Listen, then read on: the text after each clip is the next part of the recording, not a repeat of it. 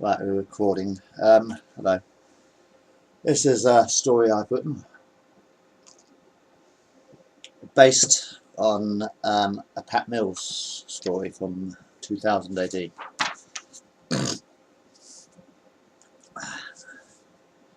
This story is based on the ABC Warriors by Pat Mills from 2000 AD. It's a Genesis story. It's an origin story for the ABC Warriors by Pat Mills. Well, Pat Mills ABC Warriors.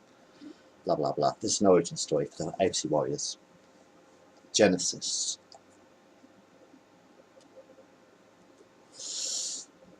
The year is 2025.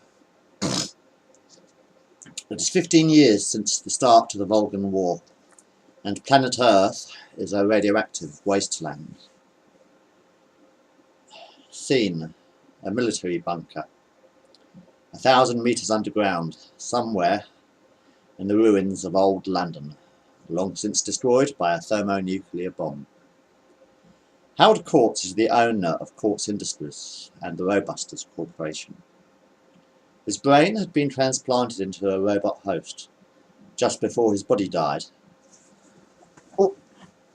And he has recently been recruited by the Allied forces to build robot soldiers capable of withstanding atomic, bacterial and chemical attack. Colonel Lash shakes Howard Courts' robotic hand. "I'm glad to see you again, Mr. Courts." He stares at the 9-foot-tall robot standing behind Mr. Courts. This must be the Hammerstein Mark II. I hope he is more successful in combat than the Mark Is. Howard Courts breathes a heavy robotic sigh. "As you are well aware, Colonel, the Mark I war droids operated independent of human control. How was I to know that the Vulcans would be capable of reprogramming them to attack us?" "An expensive mistake," frowned Colonel Lash. "We lost half of Europe to the Vulcans after the robot attack. Not to mention the lives of well over 500,000 civilians." "We all make mistakes," sighed Howard Courts. "The Mark II Hammerstein is a completely new model. Instead of operating independently, it is controlled by human brainwaves. In essence, it is a remote-controlled war machine. Tests have so far concluded that in battle simulations, the Mark II war droid has performed remarkably well, with a 72% average success rate in simulated combat situations."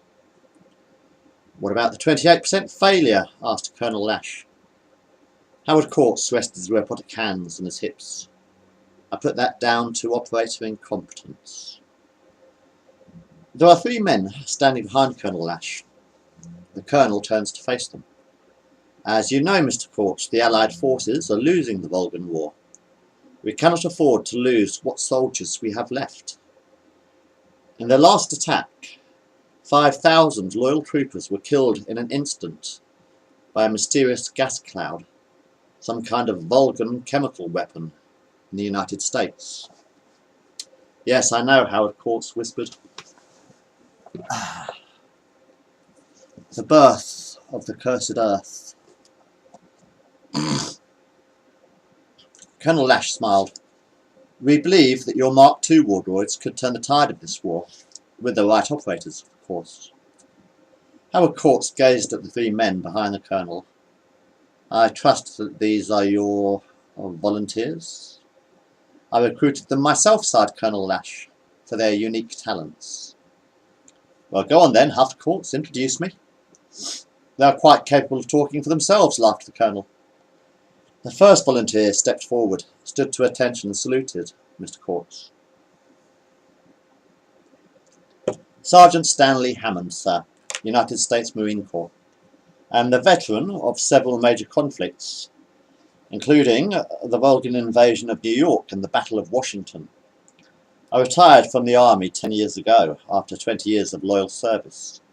Since that time I have worked my way through the ranks, so to speak, as a prize fighter in the Thunderdome arena. Perhaps you recognise me," he smiled. Howard Courts shook the sergeant's hand. Stan the Hammer Hammond, winner of the World Thunderdome tournament 3 years in a row, he paused. My dear boy, believe it or not, you were the inspiration behind my Hammerstein Mark I wardroid. I hope I can prove as successful a fighter as the Mark II operator, sir, replied Sergeant Hammond. The sergeant took a step backwards and the second volunteer shook Mr. Courts by the hand. Senior Police Constable Joe Pine, smiled the young, handsome, dark-haired man. Marksman First Class. Special Air Service. I was responsible for the assassination of General Vulcan. A sniper, huh? Howard Courts scratched his chin. I'll have to construct a suitable robot for a man with your abilities. He gazed at the young, handsome man's muscular chest, bulging through his white, skin-tight t-shirt. Joe smiled a mischievous grin. It is too bad that you don't have a human body anymore, sir. We could have had some fun. He took a step backwards. A 55-year-old man in a wheelchair sits next to Joe Pine. He wheels his squeaky chair a few inches forwards towards Howard Courts. I hope you don't mind if I don't stand on ceremony, Mr. Courts. The old man stared down at his stumps and scratched his thick, grey, moth-eaten beard.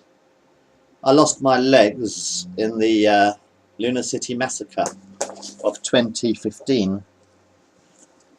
The scruffy veteran smiled. Corporal Harry Aspinall. The old man was wearing a United States Confederate uniform for the 19th century American Civil War.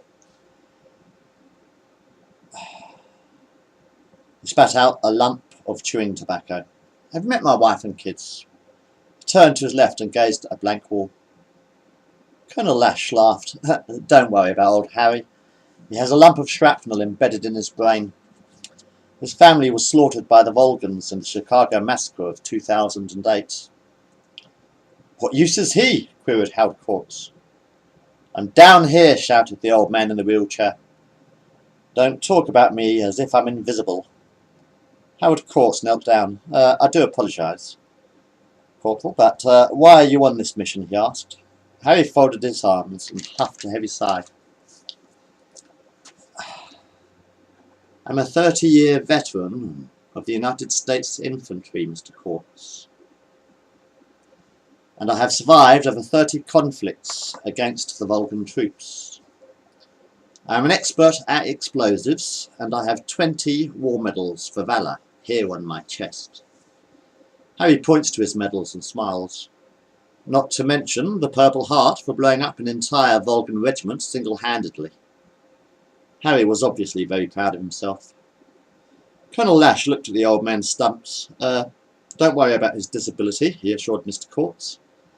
His lack of legs will be of no importance, as the volunteers will be wearing remote-controlled exoskeletons to control the wardroids.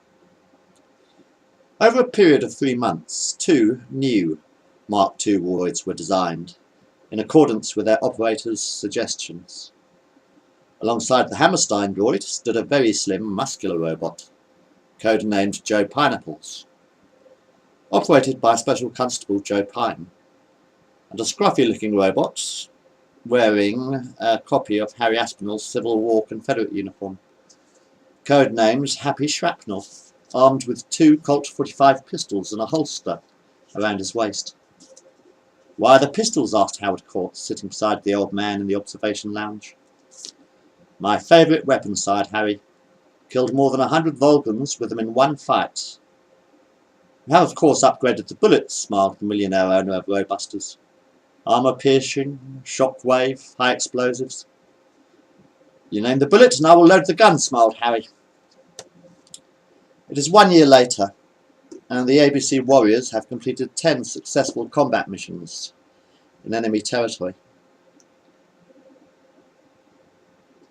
Have you finished upgrading the Neuralink? Asked Sergeant Hammer to the young bespectacled technician. Ernest Stiles smiles at the sergeant. He had been recruited by Howard Courts' company to improve the ABC Warriors' computer systems, after having won the International Computer Programmers Award 1 month previously. All modifications are complete, sir, insisted the young technician. Thank God for that, smiled Constable Joe Pine. I don't think I could stand another one of those migraine headaches. Ernest smiled at the young man. I think you will find this a much smoother ride, he assures the operator. What about my legs? Asked Harry Aspinall. My robot was a bit sluggish on the last couple of missions. I nearly fell over twice. I think you'll find that you could win the 100-metre sprint with our latest recruit on the case. Howard Courts would smile if he wasn't in a robot body. I personally chose Ernest myself. He is a computer genius and an amazing technician. Joe Pine coughed. We do have televisions, Mr. Courts. We know of his qualifications. Stan Hammond and Joe Pine climbed into their exoskeletons. Harry Aspinall was lifted into his by two mechanics. The three men connected their neural links and turned on their video monitors. Harry lit a long, thick Havana cigar and breathed a silver smoke ring. He coughed. The Hammerstein's vision sensors are operational. Sergeant Stan Hammond pressed a green button on his right-hand side. Roger that, replied Mission Control. Constable Joe Pine breathed a heavy sigh. Ditto with the Joe Pineapples droid. Affirmative with happy shrapnel, added Corporal Harry Aspinall. Testing left foot. He pushed his left stump down on the exoskeleton, and the happy shrapnel droid lifted his left foot. Prepare for manual control, ordered Mission Control. The Hammerstein droid raised his hammer arm into the air. There was a crack and a fizzle, and the computer desk in front of the exoskeletons began to shoot green electric sparks into the air. Damned it, shouted Colonel Lash. It must be some kind of Vulcan computer virus. Disconnect them now, he ordered. The three robot operators screamed in tortured agony as neon blue sparks of electricity shot through their neural links, frying their brains and killing them in an instant. The three robots collapsed like metal tower blocks, crashing onto the concrete floor of the bunker with a metallic thud. This is a disaster, an absolute disaster, shouted Howard Courts. It will cost me a fortune to replace those robots. What about my men? Frowned what about my men? Frowned Colonel Lash. They are dead, he paused. How do you propose we replace them? The Joe Pineapple droid suddenly sits bolt upright. Boy, was that one a hell of a trip, he sighs. He scratches his head and stares at the two robots lying on either side of him. He holds out his metallic hands in front of his face. Fucking hell, he shouts, I'm a robot. He turns to face his sergeant. Hey, Hammer, are you still alive? He asks. The Hammerstein robot stands up. Oh my God, what the fuck? He pauses. Happy Shrapnel yawns and opens his robotic infrared eyes. Oh hell, guys. The robot stands up and jumps up and down. Look on the bright side, he laughs. At least now I've got legs. That's the end of the beginning, and the rest is history. 2000 AD, ABC Warriors.